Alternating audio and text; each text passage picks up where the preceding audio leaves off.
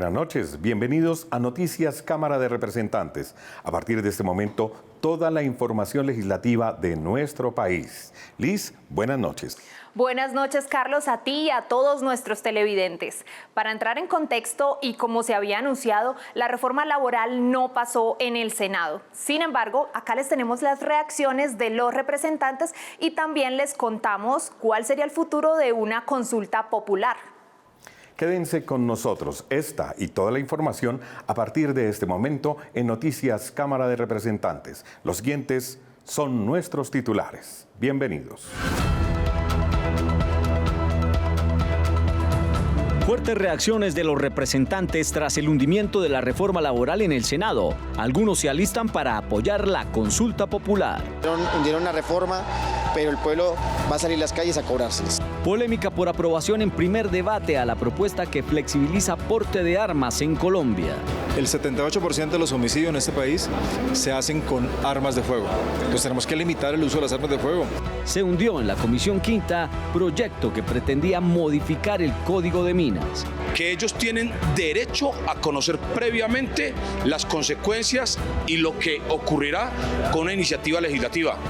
Toda la información legislativa aquí en Noticias Cámara de Representantes. Tras las movilizaciones en respaldo a la reforma laboral que finalmente se hundió en la Comisión Séptima de Senado, el Gobierno Nacional se jugará su última carta con el impulso de la consulta popular. Así reaccionaron ciudadanos, congresistas y funcionarios de gobierno. Desde muy temprano en la mañana del pasado martes, colectivos, organizaciones sociales, políticas, gubernamentales y ciudadanos salieron a las calles en respaldo a una reforma laboral que estaba destinada, horas más tarde, a hundirse en la Comisión Séptima del Senado.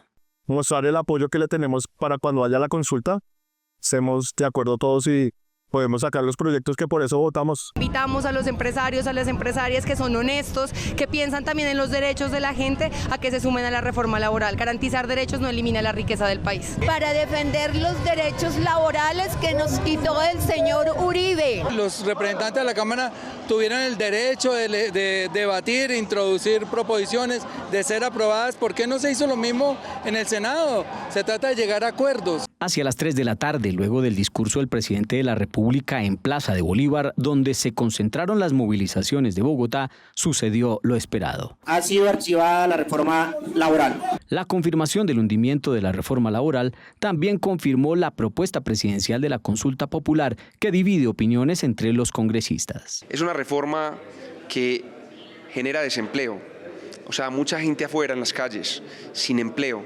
Es una reforma que no le ayuda al país.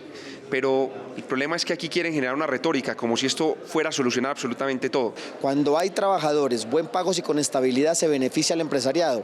Hay mejores condiciones de pago, de demanda, mayor consumo y en consecuencia mayor producción, más dinamismo en la economía. Así que sin ningún tipo de argumento hundieron la reforma, pero el pueblo va a salir a las calles a cobrárselas. Ante este panorama, el Gobierno Nacional ya está preparando el contenido de la consulta. Y en los próximos días vamos a decretar medidas, son 9 decretos que tienen que ver con esta reforma laboral y además de eso vamos a elaborar el cuestionario que hará parte de la consulta popular o que serán los asuntos sobre los que le preguntaremos a los colombianos y colombianas.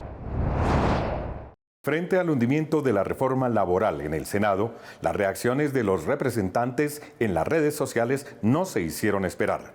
Esto es lo más posteado en Cámara Digital. Bienvenidos a Cámara Digital. Así reaccionaron en sus redes sociales los representantes luego de la decisión de la Comisión Séptima del Senado. La representante Alexandra Vázquez de Cundinamarca lamentó el hundimiento de la reforma en su cuenta de X. Abro comillas. La Comisión Séptima del Senado hundió la reforma laboral y con ello no pierde el presidente Gustavo Petro.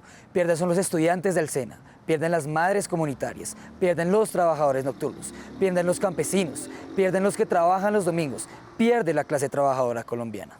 Por su parte, para la representante liberal, Piedad Correal, abro comillas, la reforma laboral tenía algunos puntos buenos, pero no entendieron que el país necesita una reforma que genere empleo, no que lo destruya por su afectación a las micro y pequeñas empresas, que son el 85% del país. Por último, Irma Luz Herrera, del partido Mira, defendió la postura de su copartidaria, la senadora Ana Paula Agudelo, quien rechazó la reforma. Abro comillas. Utilizar como estrategia política el hostigamiento contra las creencias religiosas evade del debate riguroso con argumentos que se debe dar en nuestro país. La democracia se construye desde el debate de ideas, con criterio técnico y argumentos, no con descalificaciones personales por motivos de nuestras creencias religiosas. Ahora el gobierno estudia la posibilidad de pasar puntos del proyecto mediante decretos y prepara la consulta popular, en la que el pueblo decidirá el futuro de esta y otras propuestas. La segunda vicepresidente de la Cámara, Lina María Garrido, también se pronunció acerca del archivo de la reforma. Esto es, la oposición en Cámara. Colombia tiene una deuda social con las madres comunitarias y debe ser saldada con justicia y responsabilidad. Ustedes han cuidado generaciones enteras de niños y niñas en nuestro país. Pero el gobierno de Gustavo Petro les miente, porque mientras despilfarran millones en viajes, en corrupción, en embajadas, en marchas, no garantizó los recursos para su formalización. El gobierno Petro les prometió que la reforma laboral sería su salvación. Mentira. Otra farsa más. El gobierno nunca explicó ni expidió aval fiscal para los más de 500.000 millones de pesos que cuesta esa formalización. Colombianos, Gustavo Petro miente descaradamente una y otra vez. Juega con las esperanzas de la gente. Prometió condonar los créditos del ICETEX a los 60.000 jóvenes y los dejó en el abandono. Les prometió a los campesinos 3 millones de hectáreas y tampoco cumplió. Les vendió el cuento de un aeropuerto internacional en la Alta Guajira, un tren elevado en Buenaventura, 50 universidades públicas en zonas rurales, la seguridad y hasta la paz, pero todo fue carreta y engaño. Mentira tras mentira de un gobierno corrupto y charlatán. Si no, pregunten ustedes mismas. Este gobierno es un fraude. El dinero para su formalización nunca existió. Fue una mentira con estafa política y social contra ustedes. Les mintió en la cara igual que a todo el país. Les contamos cómo fue el desarrollo de la reforma laboral en la Cámara de Representantes y por qué recibió el apoyo de las mayorías. Esta es la cronología de la iniciativa desde que comenzó su discusión en la Comisión Séptima.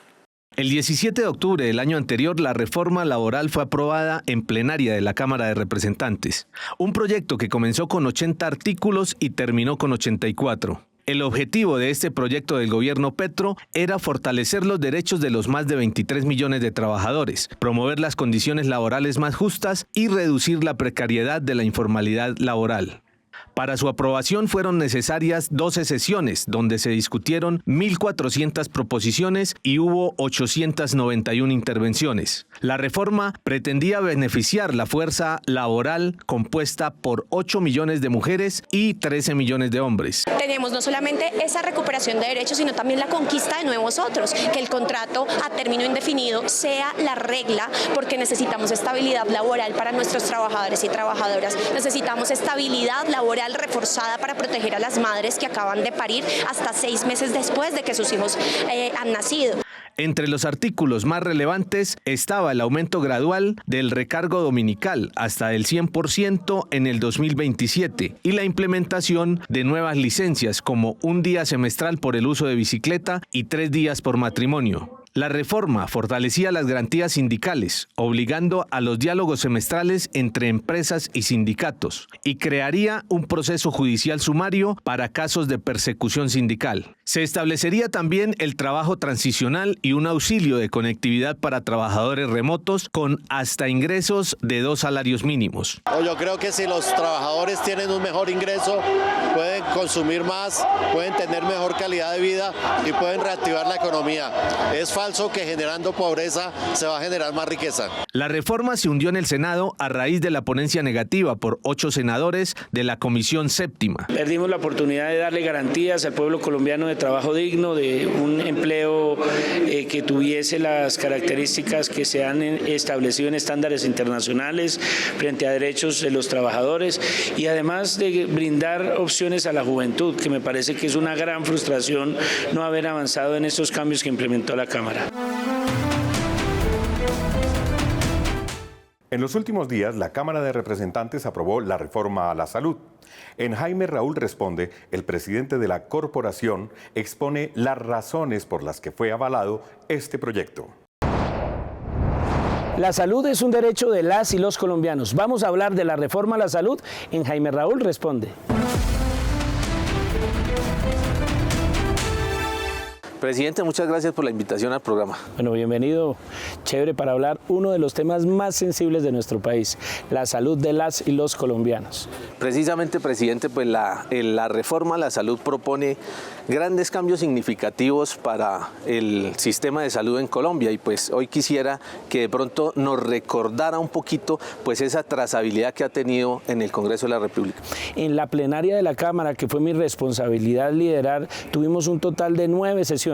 6 sesiones ordinarias, 3 extraordinarias, se discutieron 142 impedimentos, 50 artículos fueron modificados, se incorporaron más artículos, un total de 83 artículos, más de 800 proposiciones fueron debatidas, se acogieron cerca de 200 de las mismas con modificaciones importantes. La Cámara le dio la posibilidad a todos los partidos de intervenir. Hay un término clave en esta estructura del sistema de la salud y es la ADRES, pero es confusa para mucha gente. En este momento, ¿qué significa la ADRES y cómo está en el sistema de salud actualmente? Es como algunas EPS se apropian de los recursos de la salud de los colombianos para construir sus propias clínicas, sus hospitales, sus canchas de golf, para enriquecerse a ellas mismas a costillas de la salud de los colombianos. ¿Y con la reforma? Con la reforma, el ADRES se convierte en el administrador, en el que va a asumir los recursos de la salud y los va directamente a trasladar a las IPS, es decir, a las clínicas y hospitales, para garantizar que haya un financiamiento adecuado en función de la salud de los pacientes. Con la reforma, ¿cómo quedan conformadas? ¿Cuál es la transformación que se le va a dar a las EPS? Bueno, las EPS dejarán de existir como existen en la forma actual y se transforman en entidades gestoras. Digamos en palabras sencillas de los colombianos, garantizar que el conocimiento que ya tienen se pueda trasladar al nuevo sistema y puedan con este conocimiento garantizarse la atención oportuna de los pacientes. Bueno, ahora hablemos también del personal médico, del personal asistencial. ¿Cuál va a ser los beneficios después de que entre en vigor esta ley? Este es un reto porque requiere obviamente una financiación y una progresividad, pero la única manera de reivindicar a los héroes de la salud es garantizar que estos funcionarios, estos trabajadores, el personal sanitario, el personal de apoyo de la salud tenga condiciones dignas de trabajo. Me preocupa un tema y es pues lo que estamos viviendo con la reforma laboral. Con este tema de la salud, ¿pasará lo mismo cuando atraviese por el Senado de la República? ¿Qué percepción le merece a usted ese tema? Yo espero que este trabajo de muchos años no se pierda y le demos la oportunidad al pueblo colombiano de tener un sistema de salud digno. Por supuesto que las reformas se pueden mejorar, pero esto se hace es debatiendo, no con proposiciones de archivo, no negando la discusión, sino al contrario, con mejoras, con propuestas que salgan del sentir de todas las expresiones políticas y sociales recogidas en el Congreso de la República. Presidente, muy amable, muchas gracias por la invitación. Muchas gracias, paisano. Dios lo bendiga. El porte legal de armas es un tema que se debate con intensidad en la Cámara y que genera distintas opiniones en la ciudadanía. En la Comisión Primera se aprobó una propuesta para actualizar los registros y permisos para adquirir armas de fuego.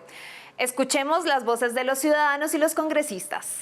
Para aclarar una duda que es común, la propuesta no es que se flexibilice el porte de armas en Colombia. El objetivo del proyecto es el siguiente.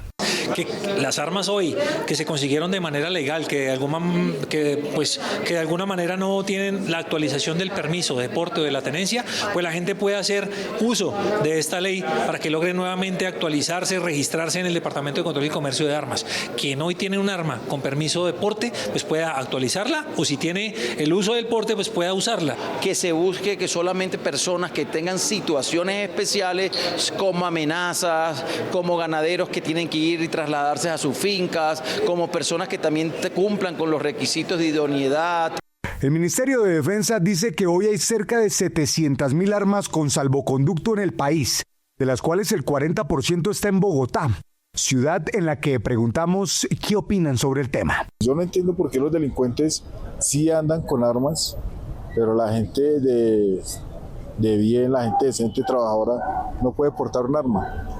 Eso es totalmente inexplicable. Creo que sería perjudicial porque desafortunadamente estamos en una sociedad muy intolerante y al ciudadano tener acceso libre a las armas indiscutiblemente aumentarían también los casos de homicidio, de violencia. Sería bueno que lo pudieran aceptar. Mucha delincuencia, muchos ladrones.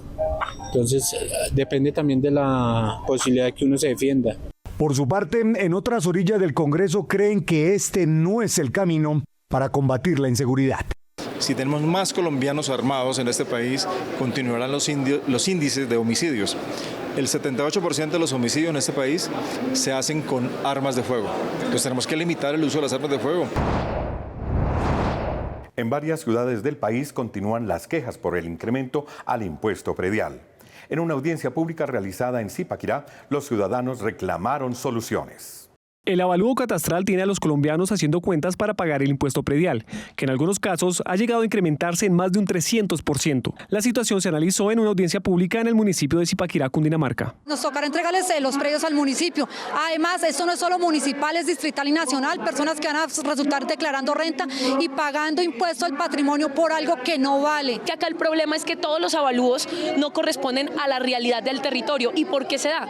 Porque la norma no obliga a que el gestor visite los terrenos, no obliga tampoco a que tengan la experiencia, no obligan tampoco a que tengan actualizados sus planes de ordenamiento territorial. Actualmente cada municipio establece la tarifa del impuesto predial, que se expresa como un porcentaje del avalúo catastral. Las tarifas generalmente varían entre el 0.3% y el 3% del avalúo, dependiendo del uso del suelo y la normativa local. Lo importante acá es que nos vamos a sentar a revisar una ruta, el IGAC y la superintendencia se han comprometido a hacer como una especie de acompañamiento técnico a los procesos de quejas y reclamos, porque finalmente esta realidad tiene que solucionarse relativamente pronto o la gente va a empezar a tener problemas con el cobro coactivo de sus impuestos prediales. Como ciudadano afectado, usted puede hacer la respectiva reclamación ante el gestor catastral si cree que está siendo objeto de un cobro injustificado.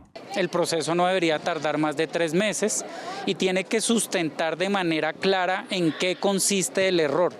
No puede o no debería el ciudadano limitarse a decir que el predial le llegó caro, porque eso no le permite al gestor saber si hubo un error o no. Pero si el problema es que el avalúo quedó bien, ¿sí? Pasa, el avalúo quedó bien, pero el impuesto igual me llegó muy caro porque el avalúo sí iba a crecer, pero el impuesto llegó muy caro, entonces la queja se hace ante la Secretaría de Hacienda del municipio. Esta reclamación debe presentarse con copia a la Superintendencia de Notariado y Registro, quien es la encargada de vigilar que se respondan las quejas. Estas son otras noticias en la Cámara de Representantes. El representante a la Cámara por Antioquia, Pedro Baracutao García, obtuvo ayuda internacional a través de la ONG Desarrollo y Deporte para las personas más vulnerables del país a través del proyecto Sacha Colombia. Venimos trabajando con sus funcionarios y con los colaboradores aquí en el país desde el 2022. Hemos hecho varios acercamientos, hicimos unos diagnósticos en el departamento del Chocó, en la zona de Urabá, y vamos a impactar esta población que tanto necesita del apoyo de la cooperación internacional. Es el proyecto de vida que va a permitir el arraigo territorial de nuestras juventudes en los territorios rurales. El Fondo de Emprendimiento Verde es una iniciativa que pretende apalancar con recursos los proyectos de emprendimientos de mujeres en zonas rurales para dinamizar la economía con planes de trabajo sostenibles. La iniciativa nace de la necesidad de estas mujeres rurales que no tienen acceso a unas herramientas que les permitan emprender con éxito, ni tampoco tener acceso a financiamiento y capacitación para sus emprendimientos.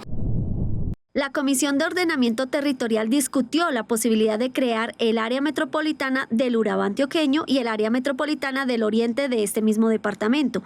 La comisión apremió la socialización de las iniciativas con la comunidad de los municipios involucrados, quienes deberán evaluar y aprobar la pertinencia de esta propuesta. Lo que buscamos es que sea ese concepto positivo. Por supuesto, ese concepto, quiero dejar claro a la ciudadanía colombiana, es que ese concepto no es incluyente. Es decir, el concepto se necesita para que la registraduría pueda convocar a las comunidades. Hay dudas frente a que entonces no se tuvo en cuenta la gente. Claro que efectivamente se han tenido en cuenta las comunidades, se han hecho audiencias públicas y por supuesto la mejor forma de participar las comunidades es una consulta popular donde se les pregunte en las urnas si están de acuerdo o no están de acuerdo. Veo esta iniciativa muy importante, hemos dicho que la acompañamos, pero sin lugar a dudas la parte final de esto será la consulta ciudadana. Habrá fortalecimiento para los canales de televisión universitarios. Este proyecto de ley busca establecer disposiciones necesarias para fortalecer y desarrollar los sistemas de televisión universitaria, con el fin de promover la investigación académica a través de los medios audiovisuales y o digitales, facilitando así el acceso al conocimiento, fomentando la participación activa de la comunidad educativa y la sociedad en general. Promover con esto la educación, la investigación y la cultura y garantizar esos recursos para que el funcionamiento de estos canales permanezca en el tiempo.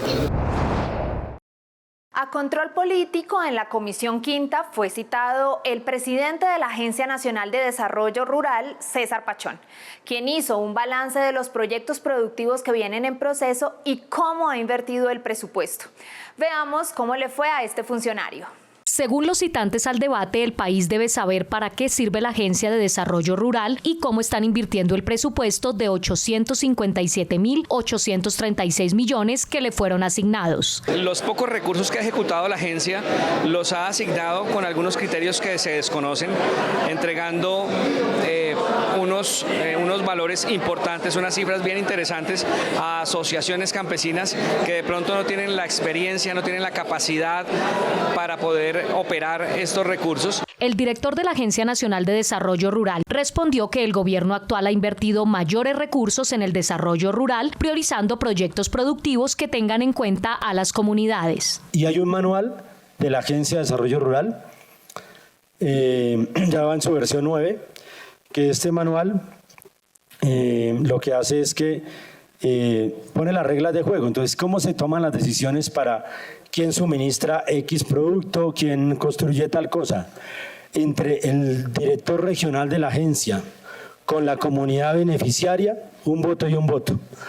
Se hace unos comités donde participan también aquí las vicepresidentas, pero las vicepresidencias de acá de Bogotá solo tienen voz, no tienen voto. Las respuestas fueron satisfactorias, dejaron a la comisión tranquila en el sentido del relacionamiento institucional que está teniendo el presidente actual de la Agencia de Desarrollo Rural, César Pachón, con los departamentos. Los citantes insisten en la rigurosidad en la asignación de los recursos que obedezcan a criterios técnicos. Además, la importancia de enseñarle al campesino no solo a producir, sino a comercializar sus productos. Hace 28 años, indígenas del Cabildo Nasa lograron un acuerdo de paz con las FARC que hoy es modelo. A través de una iniciativa se busca exaltarlo para promover procesos similares en otras regiones del país. En 1996, en el corregimiento de Gaitania, en Planada Sur del Tolima, los mayores del pueblo indígena Nasa firmaron un acuerdo de paz con las entonces FARC-EP, un proceso que ha sido sostenible en el tiempo. Donde hay un asentamiento del pueblo Nasa y entre la Nasa y la extinta FARC con su comandante de ese momento, el comandante Jerónimo, y un acompañamiento importante de la Cruz Roja Internacional y el Episcopado colombiano, pues firmaron este acuerdo de paz, un acuerdo de paz que realmente en el Estado colombiano no se conoce. Para el Estado colombiano no existe. Para nosotros los colombianos es un acuerdo de paz que es ilegal.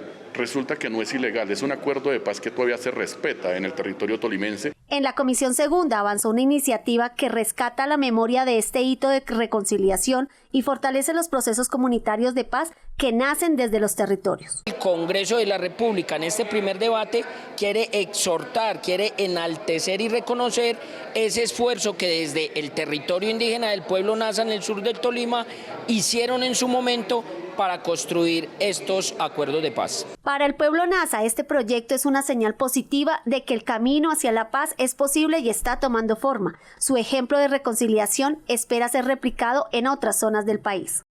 La Comisión Quinta archivó la reforma al Código Minero. El proyecto de iniciativa parlamentaria no tuvo el respaldo de los congresistas por no cumplir con el requisito de las consultas previas a la comunidad. Este proyecto pretendía solucionar muchas de estas problemáticas. Sin embargo, el ponente del proyecto presentó una ponencia negativa, ya que no hubo consultas previas. A las comunidades indígenas y étnicas, que ellos tienen derecho a conocer previamente las consecuencias y lo que ocurrirá con una iniciativa legislativa, porque de lo contrario sería someterlos a verse vulnerados en aspectos culturales, étnicos, económicos, sociales y ambientales. Por esa razón, por la falta de audiencias públicas y audiencias previas, presentamos ponencia negativa que fue acogida en su totalidad por la Comisión Quinta. Y en ese marco, pues tocó dejar la posición en que no apoyaría ese proyecto de ley, por el contrario apoyamos la ponencia de archivo porque se afectan derechos fundamentales no solamente de comunidades indígenas, sino de afros y las minorías como son los rom, palenqueros. Además viola el convenio 169 de la OIT y eso lo hace desde el punto de vista jurídico y desde el punto de vista de la jurisprudencia general integral, lo hace un proyecto no viable. Según datos de la Procuraduría General de la Nación, más de 350.000 personas se dedican a la minería en Colombia, con un alto porcentaje de minería artesanal y de pequeña escala. Vale la pena destacar que la minería ilegal afecta a más de 223 municipios en Colombia, generando desplazamiento forzado y violencia. Las juntas de calificación de invalidez evalúan la pérdida de capacidad de un trabajador por accidentes o enfermedades laborales. En la Cámara se busca reglamentar los criterios de valoración para que sean técnicos, integrales y transparentes. Un accidente o enfermedad laboral llega sin avisar y le puede pasar a cualquiera. A mis 30 años tuve un accidente el cual me produjo pérdida total de mi ojo izquierdo. Con la EPS recopilé mis historias clínicas para pasarlas a Junta Regional, donde el defensor me explicaba que la pérdida del ojo no significa una discapacidad menos del 50%, que era lo que me otorgaba la EPS, que para tener una discapacidad del 50% tendría que estar casi ciego de los dos ojos.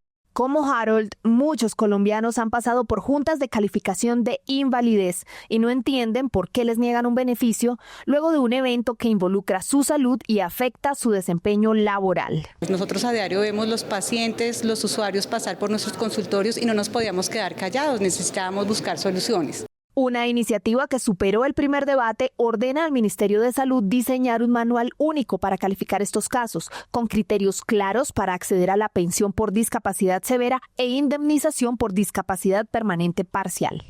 Buscando de esta manera que se mejoren los procesos, se mejoren los tiempos y sobre todo se establezcan de manera clara y transparente los criterios. También a través de este proyecto de ley buscamos reglamentar la conformación de estas juntas, buscando seguir los lineamientos de la Corte Constitucional que privilegian la meritocracia. Estamos planteando que las juntas calificadoras tengan una mejor conformación, ¿cierto? Y dos, que hayan unas reglas claras, es decir, que haya un manual donde ahí se contengan claramente cuáles son las causales de esa invalidez. La iniciativa además busca modernizar el Sistema General de Riesgos Laborales, garantizando un proceso más justo y eficiente. Según el Consejo Colombiano de Seguridad, en el primer semestre de 2024 se registraron 242.813 accidentes laborales. Esto equivale a un promedio de 2,35 accidentes por cada 100 trabajadores. De esta manera llegamos al final de Noticias Cámara de Representantes. Agradecemos su compañía y desde ya los esperamos la próxima semana. Los invitamos a seguir nuestros canales digitales. En las redes sociales nos encuentran como @cámaracolombia, donde podrán hacer seguimiento a toda la información legislativa. Nos vemos la próxima semana. Buenas noches.